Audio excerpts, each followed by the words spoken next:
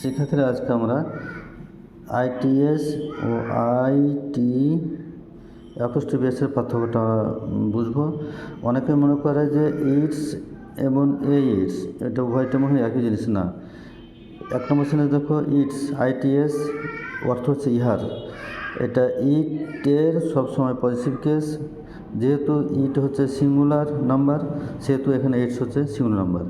আবার দুই নম্বর শ্রেণী দিচ্ছে আইটি অ্যাপোস্ট্রোফি-এস, এটা হতে পারে ইট ইজ অথবা হতে পারে ইট হ্যাজ অথবা হতে পারে ইট ওয়াজ। আর অনেকে মনে করি ইটস আইটিএস ও আইটি অ্যাপোস্ট্রোফি-এস মনে হয় একই জিনিস। অথবা অনেকে মনে করি যে এটা হয়তো ইটের প্লুরাল নাম্বার, এটা ইটের প্লুরাল নাম্বার কখনোই না, যেহেতু ইটের প্লুরাল নাম্বার ইট যেহেতু সিঙ্গুলার এবং সেহেতু এখান থেকে ইটসের উৎপত্তি হয়েছে ইট থেকে, সেহেতু এটাও সিঙ্গুলার নাম্বার এবং ইহা পজিটিভ কেস।